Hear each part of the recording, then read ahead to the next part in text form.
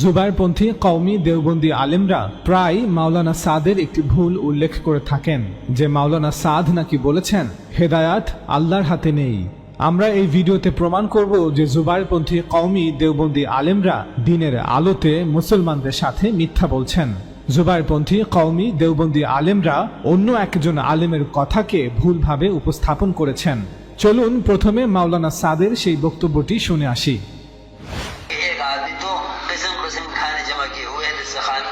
और एक घर के अंदर एक आदमी फाके से मर रहा है, तुम इस शख्स को जालिम नहीं कहोगे तो क्या कहोगे? एक के पास तो इल्म की इतना ढेर कि उसे समझ नहीं आता कि क्या बयान करे, और एक तरफ जाके देखोगे तो उम्मत बगैर कलमे के मर रही होगी। तुम इस ख्याल करोगे हिदायत अल्लाह के हाथ में है, हिदायत अल्लाह के हाथ में होती तो अल्लाह ताला नबी को क्यों भेजते? अल्लाह ताला ने हिदायत देने के लिए अंबिया अलैहिस्सलाम को मेहनत के लिए भेजा है। नबियों ने भी अपने अंदर की तवज्जो और रूहानियत से हिदायत को नहीं फैलाया। तुम सब के सब खूब गौर से सुनो मैं क्या कह रहा। इस जमाने में एक धोखा ये भी है मुसलमानों को कि अल्लाह वालों की अंदरूनी कैफियत से उम्मत हिदायत पर आ जाएगी। यह ख्याल भी गलत है। हुज़ूर अकरम सल्लल्लाहु अलैहि वसल्लम अंबिया के इमाम हैं और अंबिया रूहानियत के इमाम हैं, और आप सारे अंबिया के इमाम होकर सबसे ज्यादा रूहानियत वाले हैं। लेकिन हुज़ूर अकरम सल्लल्लाहु अलैहि वसल्लम ने इस रूहानियत के बावजूद इस रास्ते की ठोकर खाने में कमी नहीं की है। आप फरमाते थे कोई जमात ऐसी बाकी न रहे जिसके साथ मैं खुद न निकलूं। इतना जज्बा इस रास्ते में निकलने का था क्योंकि आपको हुक्म था।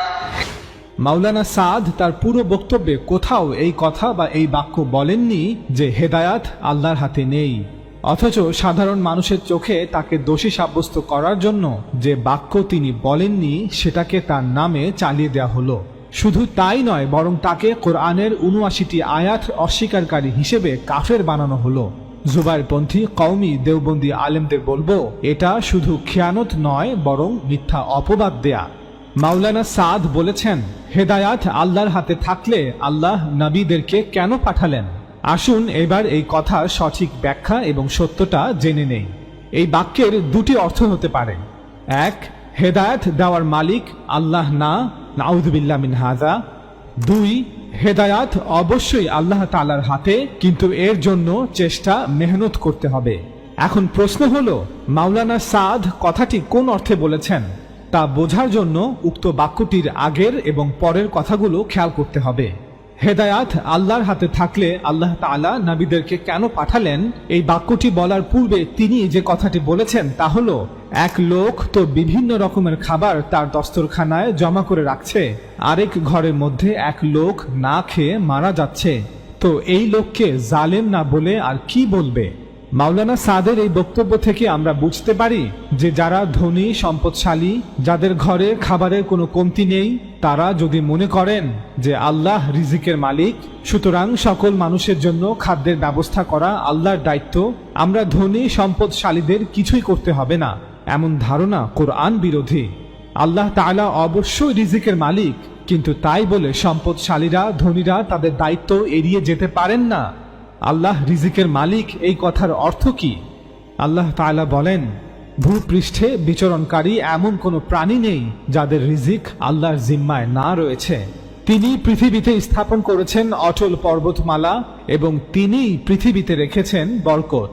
এসব বরকত, কল্যাণ বা নিয়ামতের ফলেই পৃথিবীতে এমন সব ধরনের গাছপালা জন্মায় যার ফল ও ফুল মানুষ ও অন্যান্য প্রাণীর জন্য উপকারী।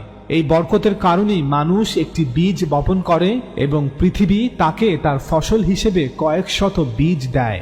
একজন ব্যক্তি একটি বীজ বা একটি চারা বপন করেন এবং তার বংশধররা দীর্ঘ সময়ের জন্য এর ফল থেকে উপকৃত হয়। তদুপরি এই বরকতের কারণেই মানুষ তাদের চেষ্টার মাধ্যমে যত বেশি অগ্রগতি করে, ততই তারা পৃথিবীর অভ্যন্তরে লুকায়িত গুপ্ত সম্পদ হতে উপকৃত হয়। আল্লাহ তাআলার এই উক্তি হতে এটা খুবই স্পষ্ট যে মানুষের অনুসন্ধান হয়তো নিঃশেষ হয়ে যেতে পারে, কিন্তু এই পৃথিবীতে থাকা সম্পদ কখনোই কমবে না, আর আল্লাহ নিজেই এই পৃথিবীকে একদিন ধ্বংস করে দিবেন। আল্লাহ তাআলা এই আয়াতে আরো বলেন, এবং 4 দিনে তিনি পৃথিবীতে ব্যবস্থা করেছেন খাদ্যের সমভাবে যাঞ্চাকারীদের জন্য। অর্থাৎ পৃথিবীতে প্রাপ্ত এই সমস্ত মৌজুদ খাদ্য আল্লাহর সৃষ্ট সমস্ত প্রাণীর সহজাত চাহিদা এবং প্রত্যেকের ভরণ পোষণের জন্য প্রয়োজনের প্রকৃতি অনুসারে। এটা এমন নয় যে কিছু প্রাণীকে সৃষ্টি করা হয়েছিল যখন তাদের প্রয়োজনীয় খাদ্য সরবরাহ করা হয়নি। পাহাড়ের চূড়ায় হোক, পৃথিবীর গর্তে বা সমুদ্রের অন্ধকারে, পৃথিবীর ক্ষুদ্রতম অথবা সর্ববৃহৎ প্রাণীর জন্য তাদের পরিবেশে তাদের জীবিকা পাওয়া যায়। আকাশ ও পৃথিবীতে যা কিছু আছে তার সবই আল্লাহ প্রদত্ত, কিন্তু এই বস্তু জগৎ আল্লাহ তাআলার একটি সুন্নত এবং নিজাম মোতাবেক পরিচালিত হচ্ছে।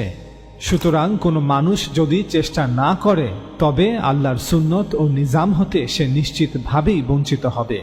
মানুষ যদি ফসলের ক্ষেতে বীজ বপন না করে, ফলের গাছ রোপণ না করে, তাদের সকল চেষ্টা এবং অনুসন্ধানকে অব্যাহত না রাখে, তবে পৃথিবীর বরকত ও কল্যাণ হতে তারা অবশ্যই বঞ্চিত হবে।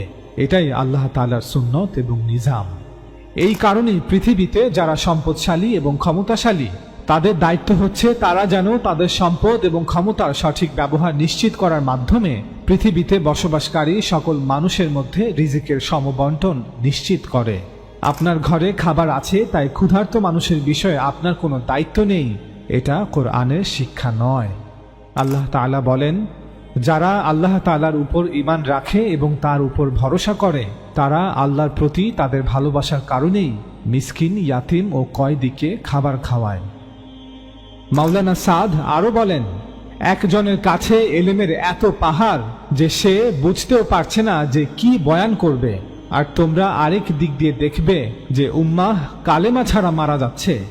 এখান থেকে আমরা বুঝতে পারি যে যারা মুসলমান এবং যারা এলেমওয়ালা তারা যদি মনে করেন যে হেদায়েতের মালিক আল্লাহ, যেভাবে রিজিকের মালিক আল্লাহ, সুতরাং আল্লাহ যাকে হেদায়েত দেয়ার সে এমনিতেই হেদায়েত পেয়ে যাবে, অথবা হেদায়েত নসিবে থাকলে হেদায়েত এমনিতেই পেয়ে যাবে, আমাদের কিছু করতে হবে না, তাওহীদ, ঈমান এবং ইসলামের দাওয়াত নিয়ে মানুষের কাছে যাওয়া লাগবে না, এবং এভাবে আল্লাহর হাতে হেদায়েত ভেবে যারা কোনো প্রকার দাওয়াতের মেহনত করছে না তাদেরকে দাওয়াতের মেহনতের গুরুত্ব বোঝাতে গিয়ে মাওলানা সাদ উক্ত বাক্যটি বলেছেন যে তুমি এই খেয়াল করে বসে আছো যে হেদায়াত আল্লাহর হাতে।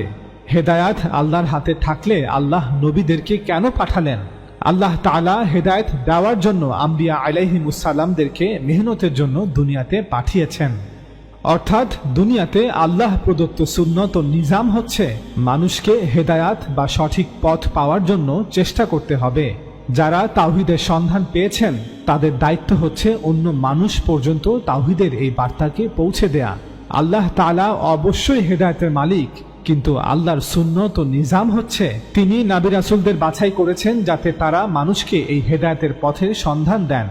অতঃপর মানুষ তাদের চেষ্টার মাধ্যমে এই হেদায়েতকে অনুধাবন করবে এবং গ্রহণ করবে। আল্লাহ তাআলা বলেন, হে ঈমানদাররা, তোমাদের মধ্যে এমন একটি দল যেন থাকে যারা মানুষকে কল্যাণের দিকে আহ্বান করবে এবং সৎ কাজের নির্দেশ দেবে ও অসৎ কাজে নিষেধ করবে, আর যারা এমনটা করবে তারাই সফলকাম। হে নবী, তুমি মানুষকে তোমার রবের পথে আহ্বান করো হিকমাত ও সৎ উপদেশ দ্বারা, এবং তাদের সাথে আলোচনা করো সুন্দরভাবে। তোমার রব ভালো করে জানেন কে তার পথ ছেড়ে বিপথগামী এবং কে সৎ পথে আছে। আর তার চেয়ে কার কথা উত্তম যে আল্লাহর দিকে আহ্বান জানায় এবং সৎ কাজ করে আর বলে, অবশ্যই আমি মুসলিমদের অন্তর্ভুক্ত। হে বানি ইসমাইল, তোমরাই শ্রেষ্ঠ উম্মত, মানব জাতির জন্য তোমাদের বের করা হয়েছে। তোমরা সৎ কাজের নির্দেশ দেবে, অসৎ কাজে নিষেধ করবে এবং আল্লাহর উপর ঈমান আনবে। এখন মাওলানা সাদের উক্ত বাক্যটির পরের কথাগুলো খেয়াল করি। উক্ত বাক্যটি ঠিক পরের লাইনেই তিনি বলেছেন যে আল্লাহ হেদায়েত দেওয়ার জন্য আম্বিয়া আলাইহিমুসসালামদেরকে মেহনতের জন্য পাঠিয়েছেন। এখানে তিনি স্পষ্ট বুঝিয়েছেন যে আল্লাহই হেদায়েতের মালিক এবং আল্লাহই হেদায়েত দান করেন। এটা বোঝাতেই তিনি বলেছেন যে আল্লাহ হেদায়েত দেওয়ার জন্য আম্বিয়া আলাইহিমুসসালামদেরকে মেহনতের জন্য দুনিয়াতে পাঠিয়েছেন। এই বাক্য থেকে এটা স্পষ্টভাবে বোঝা যায় যে নবীদের কাজ হলো মেহনত করা, আর হেদায়েত দেওয়ার মালিক হলেন আল্লাহ তাআলা। অথচ অপপ্রচার করার সময় উক্ত বাক্যটি ঠিক পরের লাইনটিও গোপন রাখা হচ্ছে। এখন উক্ত বাক্যটির পরের আরো কিছু কথা খেয়াল করি। মাওলানা সাদ বলেছেন, যে এই জামানার মুসলমানদেরকে এই ধোঁকা দেওয়া হয়েছে যে আল্লাহওয়ালাদের অন্তরের দরদ দ্বারাই সমস্ত উম্মত হেদায়েত পেয়ে যাবে, অর্থাৎ উম্মতকে দিনের উপর আনার জন্য কোনো প্রকার দাওয়াতে মেহনত লাগবে না, শুধু ঘরে বসে রুহানি তাওয়াজ্জু প্রয়োগ করলেই পুরো উম্মত হেদায়েত পেয়ে যাবে। অর্থাৎ উম্মতের হেদায়েতের জন্য আল্লাহওয়ালাদের কেরামতই যথেষ্ট। অথচ সবচেয়ে বেশি রুহানিওয়ালা ছিলেন নবী সাল্লাল্লাহু আলাইহি ওয়াসাল্লাম, কিন্তু তিনিও নিজের ঘরে বসে উম্মতের হেদায়েতের জন্য শুধু রুহানি তাওয়াজ্জু প্রয়োগ করেন নাই, বরং দিন রাত দাওয়াতের মেহনত করেছেন। কিন্তু কিছু মানুষ হেদায়েত আল্লাহর হাতে এই কথা ভেবে দাওয়াতের মেহনত না করে শুধু রুহানি তাওয়াজ্জুর উপর ভরসা করে ঘরে বসে আছেন আর ভাবছেন যে সমস্ত উম্মত হেদায়েত পেয়ে যাবে। এখান থেকে বোঝা যায় যে মাওলানা সাদের উক্ত কথার অর্থ হলো হেদায়াত অবশ্যই আল্লাহর হাতে, কিন্তু এর জন্য মেহনত করতে হবে। কিন্তু যখন এই কথাটি মাওলানা সাদের বিরুদ্ধে প্রচার হলো, তখন উক্ত কথাটির আগের বাক্য ও পরের বাক্যগুলো গোপন রাখা হয়েছে, কারণ আগের এবং পরের কথাগুলো বলে ফেললে সাধারণ মানুষ তখন আর মাওলানা সাদকে খারাপ ভাববে না। এখান থেকেই বোঝা যায় যে উক্ত কথাটি যখন মাওলানা সাদের বিরুদ্ধে প্রচার হলো, তখন তা আমানতদারির সাথে হয়নি, বরং এখানে খেয়ানত করা হয়েছে। চলুন এবার আমরা মাওলানা সাদের একটি বক্তব্য শুনি, যেখানে তিনি স্পষ্ট বলেছেন যে হেদায়াত আল্লাহর হাতে। हिदायत अल्लाह के हाथ में है। हिदायत मुनकर से रोकने वालों के हाथ में भी नहीं है और हिदायत भलाई का हुक्म करने वालों के हाथ में भी नहीं है। वो तो नबियों के हाथ में हिदायत नहीं है। अंबिया अलैहिस्सलाम के जितने भी कोशिश है, हिदायत अल्लाह के हाथ में है। हिदायत सिर्फ अल्लाह के हाथ में। इन्नका ला तहदी मन अहबब्ता। अपनी चाहत से भी आप किसी को हिदायत नहीं दे सकते। इसको आप चाहते हैं दिल से कि अबू तालिब हिदायत पर आ जाए।